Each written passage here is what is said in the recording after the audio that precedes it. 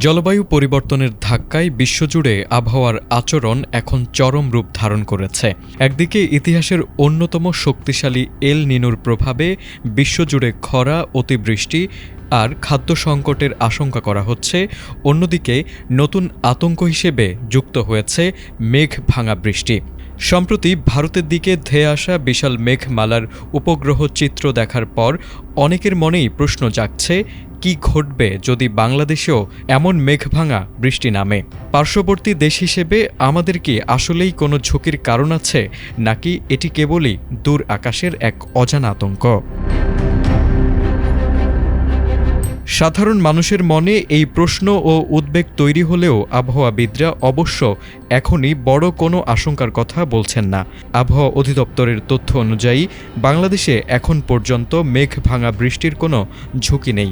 সাধারণত অত্যন্ত ছোট একটি এলাকায় মাত্র 1 ঘন্টার মধ্যে 10 সেন্টিমিটার বা তার বেশি বৃষ্টিপাত হলে তাকে মেঘ ভাঙা বৃষ্টি বলা হয়।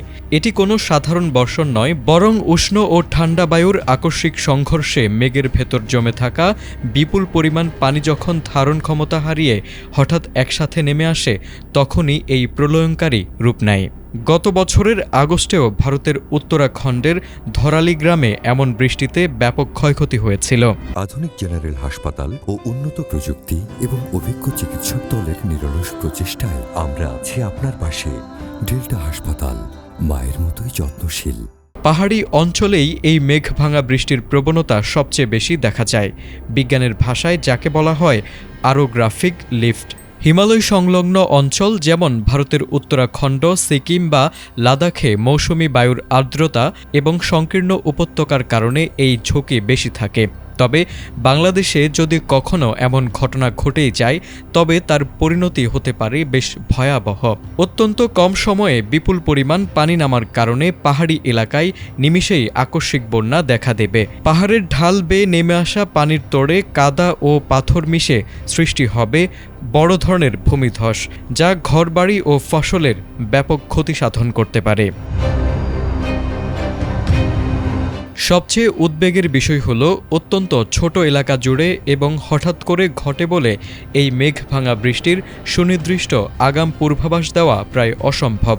আবহাওয়া অধিদপ্তর বড় অঞ্চল জুড়ে ভারী বৃষ্টির পূর্বাভাস দিতে পারলেও ঠিক কোন জায়গায় মেঘ ভাঙা বৃষ্টি হবে তা আগে থেকে বলা যায় না। বিশেষজ্ঞরা সতর্ক করে বলছেন, জলবায়ু পরিবর্তনের পাশাপাশি অনিয়ন্ত্রিতভাবে বন উজাড় ও পাহাড়ি অঞ্চলের প্রাকৃতিক ভারসাম্য নষ্ট করার কারণে বিশ্বজুড়েই এই ঝুঁকি বাড়ছে। তাই বাংলাদেশে সরাসরি বড় ঝুঁকি না থাকলেও জলবায়ুর এই চরম রূপ মোকাবিলায় আমাদের প্রাকৃতিক ক্ষতি করা বন্ধ করতে হবে এবং আগাম দুর্যোগ ব্যবস্থাপনায় সবসময় প্রস্তুত থাকতে হবে। তারেক আজিজ, এটিএন বাংলা।